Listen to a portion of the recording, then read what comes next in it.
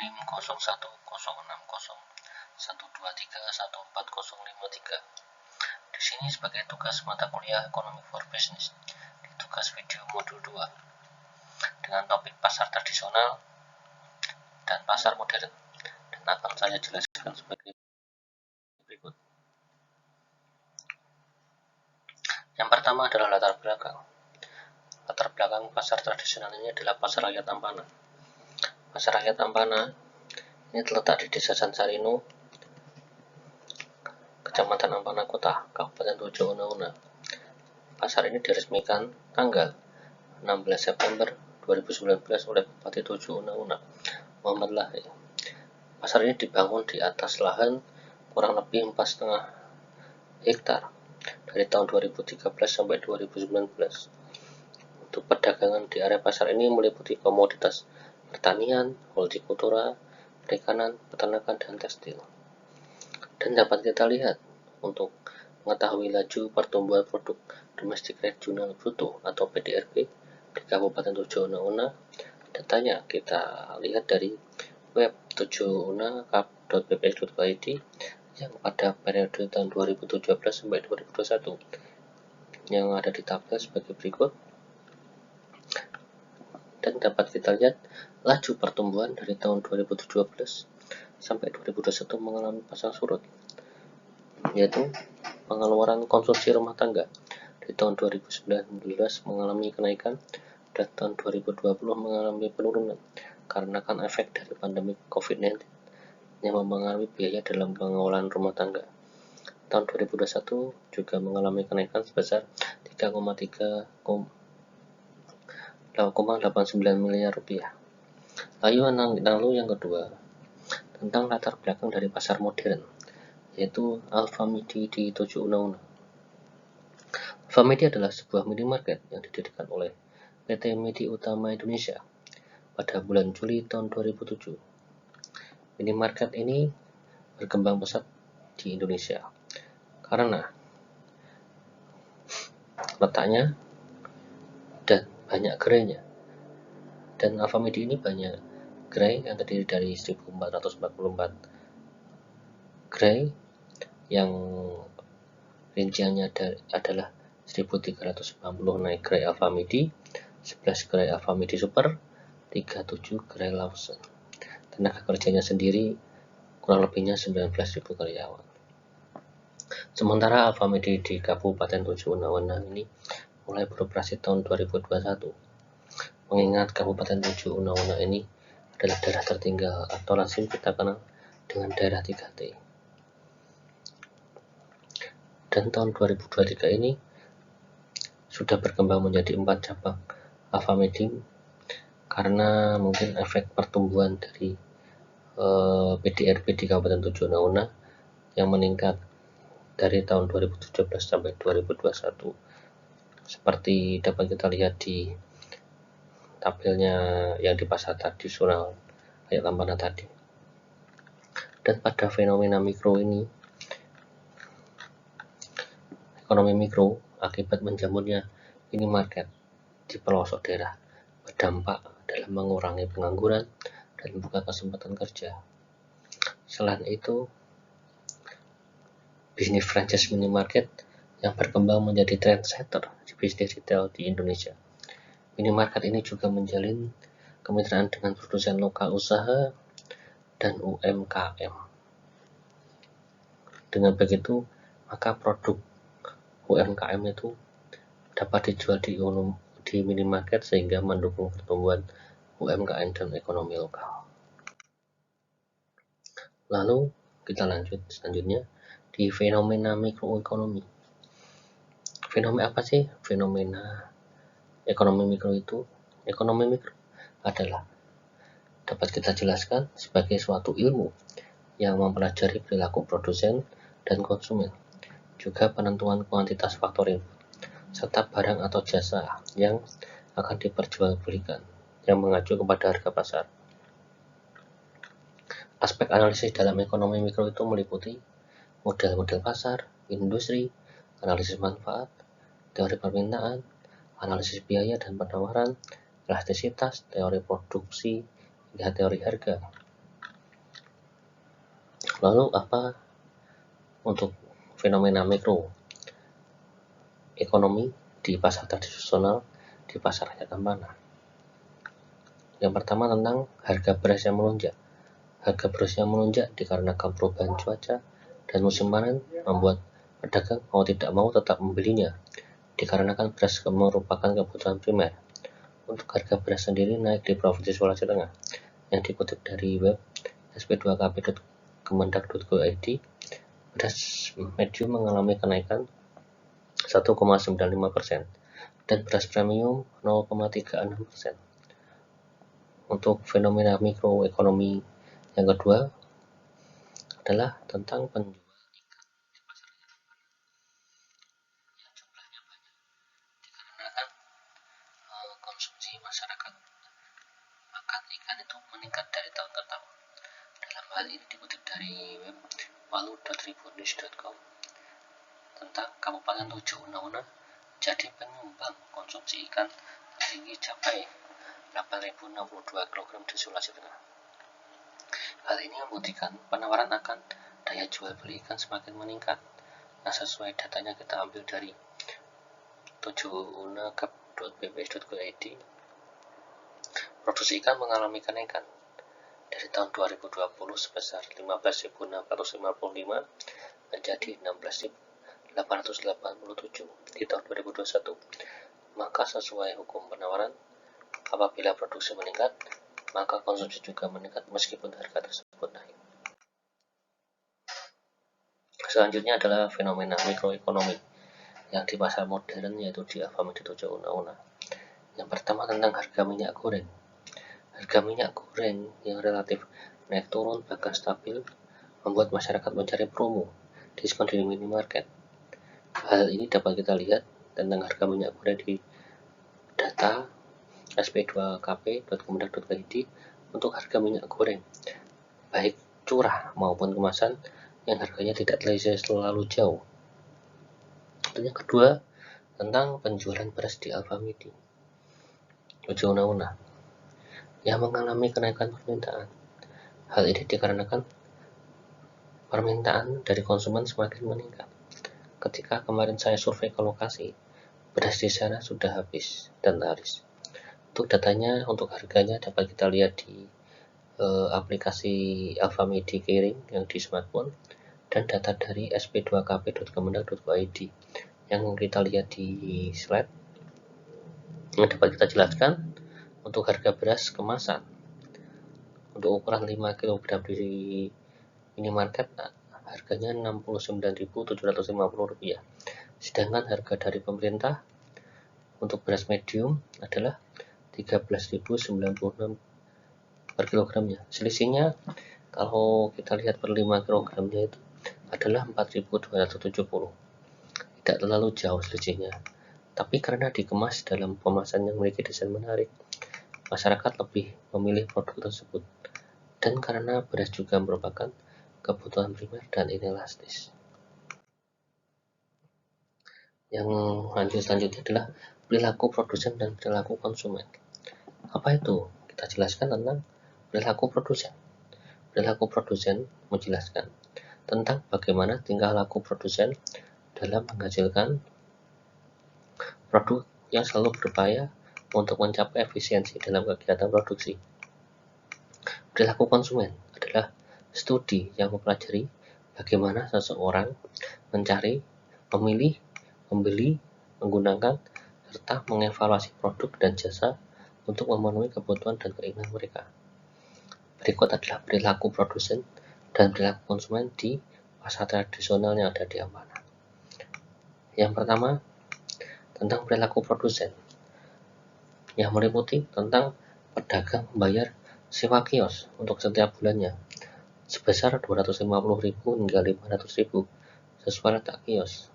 Hal ini sesuai perilaku biaya tetap. Meskipun hasil penjualan pedagang meningkat atau berkurang, sewa kios tetap di rata-rata harga. Hal ini berakibat banyaknya kios yang kosong di pasar rakyat Amanah, seperti pada gambar tersebut, dikarenakan sepinya pengunjung. Dan sesuai di kabar dari internet, di dikutip dari web kabarpublik.id, lapak pedagang di Sansarino Sulteng banyak yang tutup karena sepi pembeli. Mungkin dikarenakan banyak kios yang kosong karena pedagang tidak bisa membayar sewa kios tersebut. Lalu yang kedua adalah perilaku konsumen. Perilaku konsumen di pasar rakyat Ampana dapat kita lihat dari sepinya kegiatan transaksi di pasar tersebut. Yang kita juga dapat lihat dari webnya rri.co.id bahwa pendapatan tukang parkir di pasar menurun karena sepinya pembeli. Karena mungkin pembeli lebih memilih belanja di tempat lain yang letaknya strategis, karena pasar rakyat Ampana ini letaknya juga jauh di daerah atas. Lalu selanjutnya adalah perilaku produsen dan perilaku konsumen yang ada di pasar modern di Alfamidi 7 Una-Una. Perilaku produsen di Alfamidi 7 Una-Una meliputi minimarket menawarkan promo atau diskon dari berbagai produk. Selain itu, menawarkan kerjasama dalam bentuk franchise sesuai dengan berita di alfamidiku.com, sehingga pengembangan produk ini selalu berkembang. Dan kita juga dapat lihat ada katalog-katalog yang berisi promo atau diskon dari Alfamidi untuk menarik pembeli. Untuk perilaku konsumen di Alfamidi, ini meliputi lokasi minimarket yang strategis sehingga memudahkan untuk pembelian, lokasi yang bersih dan nyaman, tempat parkir yang relatif luas untuk kepuasan konsumen. Selain itu, produk juga terpajang dengan harga sehingga konsumen bisa membandingkan produk yang satu di lokasi. Sesuai dengan perilaku konsumen menurut Philip Kotler dan Kevin Keller, yaitu bagaimana seseorang baik secara individu maupun kelompok dalam mempertimbangkan, memilih, membeli, memanfaatkan, hingga melakukan evaluasi sebuah produk dalam rangka memenuhi kebutuhan mereka. Lalu, terkait teknologi atau digitalisasi yang ada di pasar rakyat Ampana dan Alfamidi 7 Una-Una. Untuk di pasar rakyat Ampana, pedagang belum menerapkan teknologi dalam berjualan. Hal ini dapat kita lihat dari transaksi pedagang dan pembeli. Untuk pembayaran sendiri masih menggunakan uang tunai, tidak bisa melalui QRIS ataupun dompet digital. Selain itu, promosi untuk pedagang juga melalui speaker untuk menarik pembeli. Sedangkan di Alfamidi 7 Una-Una, minimarket sudah menerapkan teknologi dan digitalisasi. Hal itu dapat kita contohkan untuk pembayaran transaksi. Selain menggunakan uang tunai, juga menggunakan dompet digital seperti OVO, GoPay, dan lain-lain. Selain itu juga bisa menggunakan kartu debit maupun kredit dari berbagai bank. Untuk teknologi kasir juga menggunakan komputer yang selalu terhubung dengan internet. Selain transaksi pembelian, Alfamidi juga memudahkan konsumen untuk pembelian pulsa, pembayaran tagihan, pembelian tiket kereta, tiket pesawat, dan lain-lain. Sehingga misalkan setiap transaksi itu akan dicetak dengan struk sehingga konsumen dapat melihat hasil dari transaksi tersebut. Untuk terkait kondisi fasilitas fisik di pasar tradisional di Ampana dan pasar modern di Ampana juga di 7 Una-Una, di pasar rakyat Ampana terkait kondisinya tempat parkir yang semrawut dan tidak tertata dengan baik. Kedua, letak kios yang tidak strategis sehingga banyak kios yang sepi pengunjung. Yang ketiga, pengelolaan sampah yang tidak tertata dengan baik. Lalu, kamar mandi di pasar rakyat sangat kotor dan lembab. Suhu udara di sekitar banyak sangat lembab maupun panas karena tidak adanya air conditioner di tempat tersebut. Saran saya terkait untuk pengelolaan pasar rakyat Ampana adalah pengelolaan tempat parkir yang lebih tertata. Terus kondisi kios juga diperhatikan dan masih banyak pedagang yang buat lapak di luar kios sehingga banyak pedagang yang di dalam pasar itu menjadi sebuah pembeli, serta menambahkan tempat sampah agar pedagang maupun pembeli tidak membuang sampah sembarangan. Untuk digitalisasi sebaiknya ada arahan dari dinas terkait untuk proses update teknologi di pasar. Dari kondisi fisik di Alfamidi dapat kita rinci, antara lain kondisi tempat parkir yang tersedia dan tertata sesuai dengan garis dan lampu parkir, letak kios yang strategis dengan waktu yang 1 kali 24 jam. Untuk pengolahan sampah tertata dengan baik karena disediakan tempat sampah. Kamar mandi pengunjung yang bersih. Suhu udara di dalam sangat sejuk dikarenakan adanya fasilitas AC. Keamanan lebih terjamin dikarenakan adanya CCTV di sekitar Alfamidi. Dan saran saya terkait untuk mengelola Alfamidi di 7 Una-Una adalah update harga dia. Karena saya menemukan beberapa rak untuk harganya sendiri ternyata sudah tidak berlaku. Hal ini sangat merugikan konsumen karena konsumen itu lebih tertarik ke harga promo atau diskon dari produk tersebut. Selain itu ada beberapa kasir yang masih gaptek sehingga waktu yang dibutuhkan untuk transaksi itu menjadi lama. Ayo pada bab penutup tentang Pasar Rakyat Ampana dan Alfamidi 7 Una. Pasar Rakyat Ampana yang pernah diresmikan oleh Bupati 7 Una ini sepi pengunjung mungkin karena salah penempatan atau kurang strategis, sehingga perlu dibuat event-event tertentu untuk menarik pembeli yang ingin bertransaksi di pasar tersebut. Dalam arti belum adanya pengelolaan pasar yang kurang tepat mengakibatkan semrawutnya kondisi di pasar tersebut. Lalu terkait di pasar modern Alfamidi 7 Una dapat kita simpulkan lokasinya itu strategis dan ditunjang dari berbagai aspek, meliputi keamanan, kondisi ruangan, dan lain-lain. Jadi konsumen akan lebih tertarik belanja di pasar modern tersebut. Selain itu, pasar modern itu juga menerapkan digitalisasi sehingga memudahkan penjual dan pembeli untuk bertransaksi.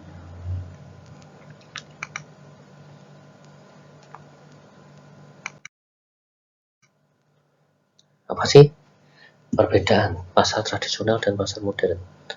Yang pertama, sebelum kita lanjut ke perbedaan pasar tradisional dan pasar modern, alangkah lebih baiknya kita tahu jenis-jenis pasar. Yang pertama, pasar persaingan sempurna adalah yang di dalamnya itu banyak penjual dan pembeli, namun kedua pihak tidak dapat mempengaruhi harga karena harga yang ditentukan oleh pasar itu ditentukan oleh pasar itu sendiri, keseluruhan permintaan dan penawaran.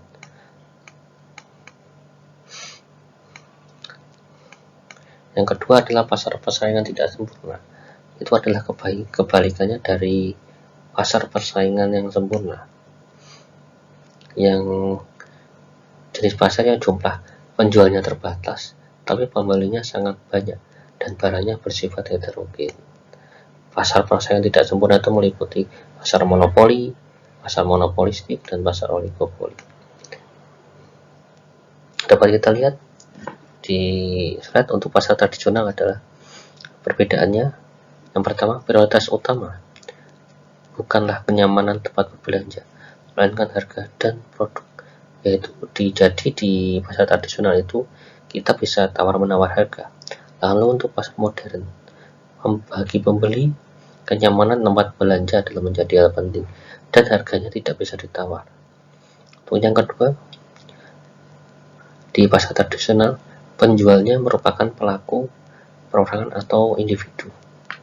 Untuk yang kedua, di pasar modern, penjual di pasar modern umumnya berbentuk badan usaha yang bertujuan untuk mencari keuntungan. Ketiga, memiliki sifat monopolistik dan pasar persaingan sempurna. Dalam arti di sana di pasar tradisional itu banyak pedagang yang menawarkan berbagai macam produk, ataupun ada pasar yang misalkan pasar buah atau pasar sayur yang menawarkan satu jenis barang yang bersifat homogen. Lalu di pasar modern itu bersifat monopolistik juga, dengan produsen yang berbeda dengan varian yang berbeda. Selain itu, pasar modern juga bersifat oligopoli. Misalkan di Avanza sendiri sudah ada persaingan pasar modern antara Alfamidi dan Indomaret.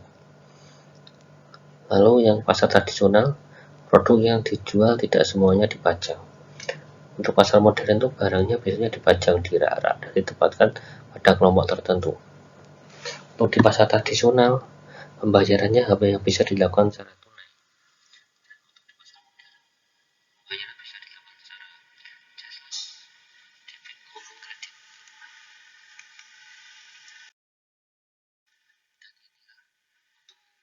Dokumentasi dari pasar tradisional dan pasar modern dapat kita lihat dari lokasi, perbedaannya dari lokasi, tempat bertransaksi, lokasi parkir, pembayaran waktu transaksi, dan lain-lain. Demikian presentasi tentang pasar tradisional dan pasar modern pada ekonomi mikro. Apabila ada kurang lebihnya, saya mohon koreksinya. Semoga video ini bermanfaat untuk pembelajaran kita semua. Terima kasih.